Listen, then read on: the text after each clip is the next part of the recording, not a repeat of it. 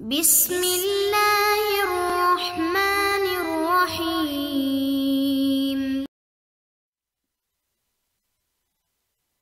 اعوذ باللہ من الشیطان اللعین الرجیم۔ بسم اللہ الرحمن الرحیم۔ نحمدہ ونصلی علی رسولہ الکریم وآلہ الاطہار۔ عزیز طلاب اکرام، کتاب توضیح المسائل کے اسباق ہم مسلسل پڑھ رہے ہیں، جن اسباق میں سے آج ہم سبق نمبر 180 شروع کر رہے ہیں کہ جس کا عنوان ہے طلاق کے احکام۔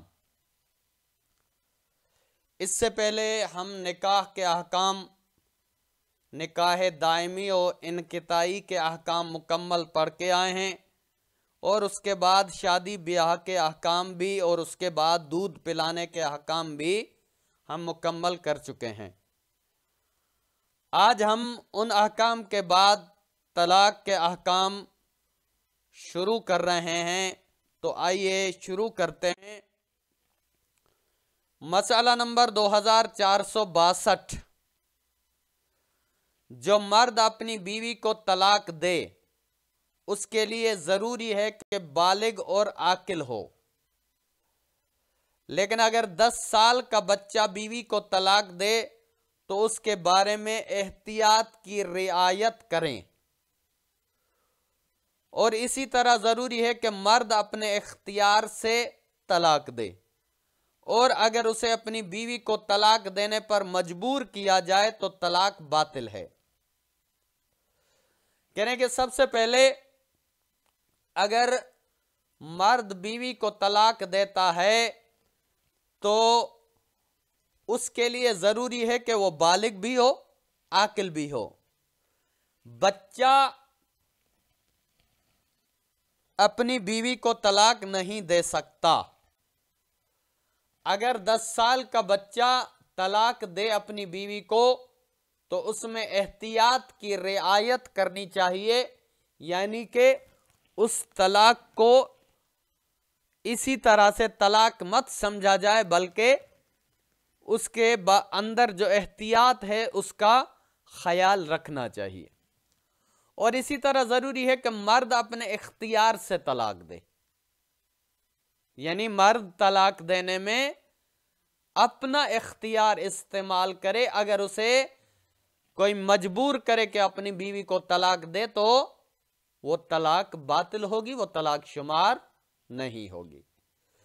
اور یہ بھی ضروری ہے کہ وہ شخص طلاق کی نیت رکھتا ہو، یعنی وہ طلاق کا ارادہ رکھتا ہو۔ ایسا نہ ہو کہ اگر وہ مذاق یا مدہوشی میں طلاق کا صیغہ کہے تو طلاق صحیح نہیں ہے۔ کسی نے مذاق میں کہہ دیا تو اس صورت میں طلاق درست نہیں ہے۔ یہ ہمارے اہل امامیہ یعنی شیعہ اثنا عشری کے نزدیک ہے۔ البتہ اہل سنت کے پاس اس کے احکامات کچھ مختلف ہیں۔ اب آ جاتے ہیں مسئلہ نمبر 2463۔ ضروری ہے کہ عورت طلاق کے وقت حیض یا نفاس سے پاک ہو، اور اس کے شوہر نے اس پاکی کے دوران اس سے ہم بستری نہ کی ہو، اور ان 2 شرطوں کی تفصیل آئندہ مسائل میں بیان کی جائے گی۔ کہنے کہ یہاں پہ 2 شرطیں ہیں۔ ایک شرط یہ ہے کہ عورت حالت حیض اور نفاس سے پاک ہونی چاہیے طلاق کے وقت۔ حالت حیض یا نفاس میں ہو تو اس صورت میں طلاق واقع نہیں ہوگی۔ اور دوسری بات یہ ہے کہ جس وقت وہ پاک ہو حیض اور نفاس سے، پاک ہونے کے بعد اس عورت سے شوہر نے ہم بستری نہ کی ہو۔ اگر ہم بستری کی ہوگی تو اس صورت میں بھی مشکل ہے۔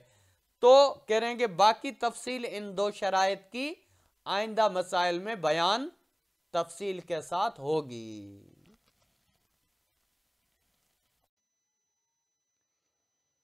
अब आ जाते हैं मसला नंबर 2464।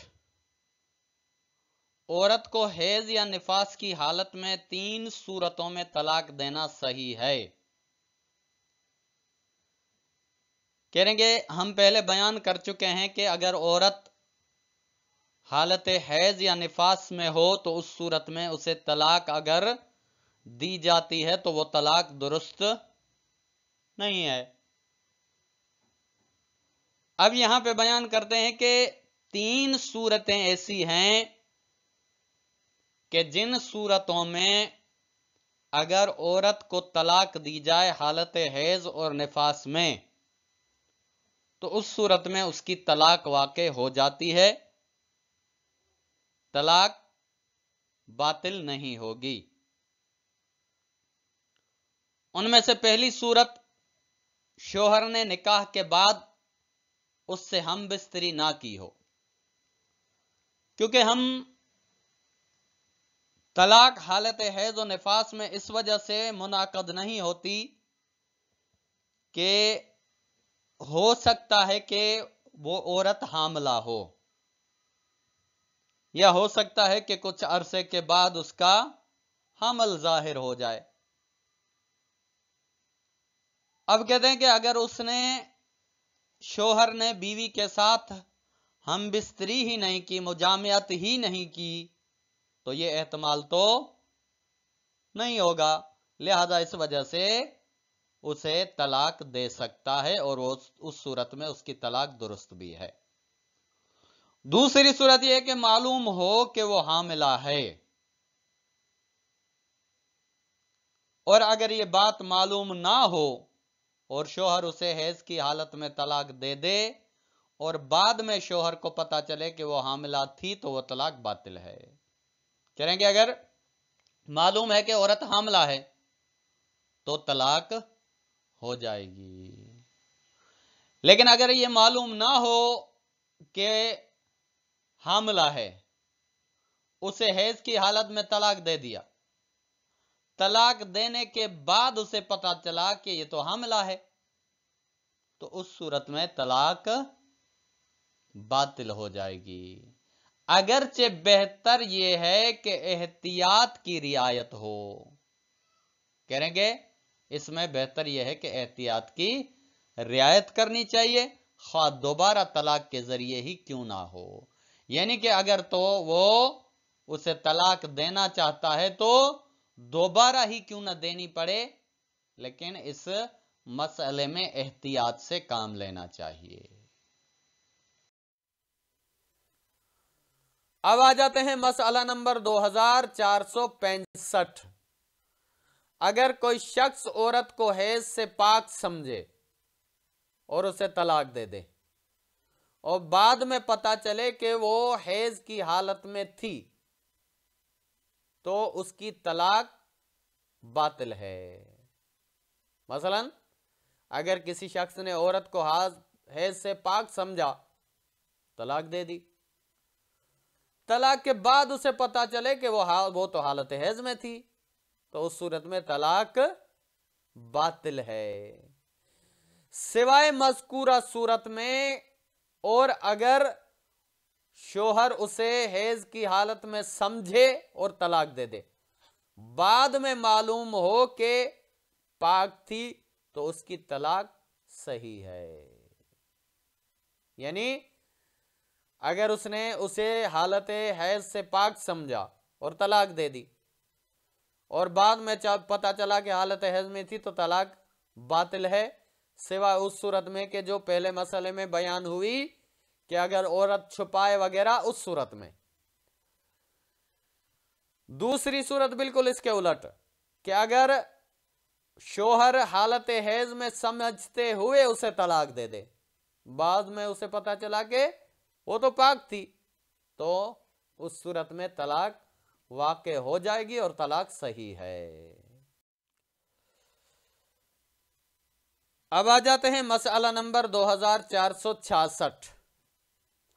जिस शख्स को इल्म हो कि उसकी बीवी हैज या निफास की हालत में है, अगर वो बीवी से जुदा हो जाए, मसलन सफ्र इख्तियार करे, اور اسے طلاق دینا چاہتا ہو تو اسے چاہیے کہ اتنی مدت انتظار کرے جس میں اسے یقین یا اطمینان ہو جائے کہ وہ عورت حیض یا نفاس سے پاک ہو گئی ہے۔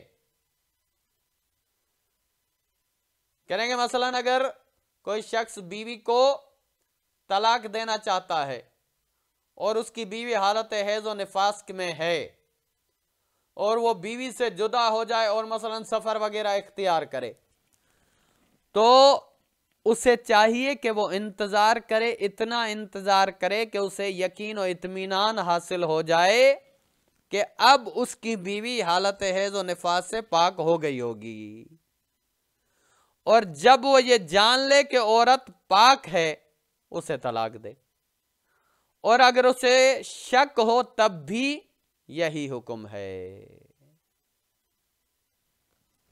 یعنی اگر اسے شک ہو تب بھی یہی حکم ہے، اسے طلاق دے دے۔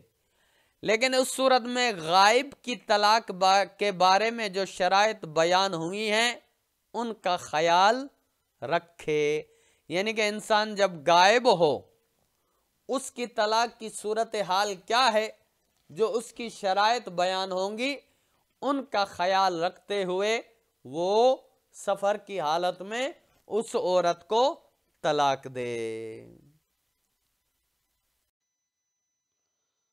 اب آ جاتے ہیں مسئلہ نمبر 2467۔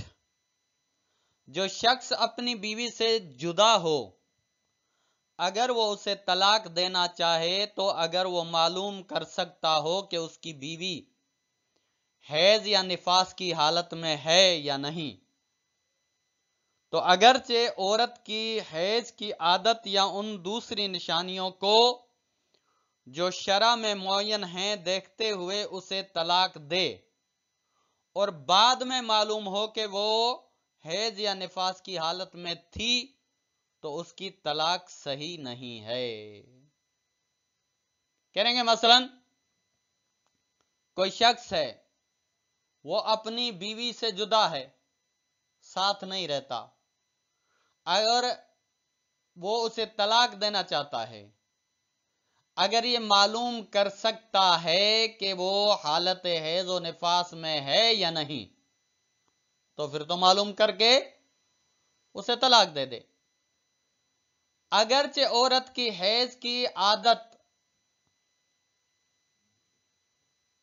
یا ان دوسری نشانیوں کو جو شرع میں معین ہیں دیکھتے ہوئے اسے طلاق دے دے۔ کہیں گے مثلاً اس نے کنفرم اسے معلوم نہیں ہو سکا، اس نے عادت کو دیکھتے ہوئے یا دوسری نشانیوں کو جو شرع میں معین ہیں ان کو دیکھتے ہوئے اس نے طلاق دے دی، طلاق دینے کے بعد اسے معلوم ہوا کہ وہ حالت حیض و نفاس میں تھی، تو اس صورت میں اس کی طلاق صحیح نہیں ہوگی، اس کی طلاق باطل ہو جائے گی، کیونکہ حالت حیض و نفاس میں طلاق نہیں ہوتی۔ اب آ جاتے ہیں مسئلہ نمبر 2468۔ اگر کوئی شخص اپنی بیوی سے جماع کرے چاہے وہ پاک حالت میں ہو یا حیض کی حالت میں ہو اور اسے طلاق دینا چاہے تو ضروری ہے کہ انتظار کرے تاکہ دوبارہ حیض آ جائے اور پاک ہو جائے۔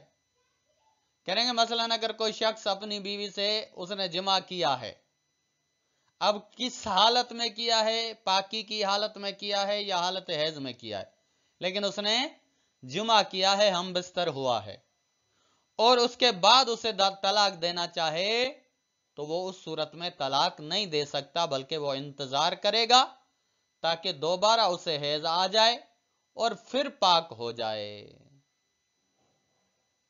لیکن وہ زوجہ جس کی عمر 9 سال پورے نہیں ہوئے ہیں، جس کے بارے میں معلوم ہے کہ وہ حاملہ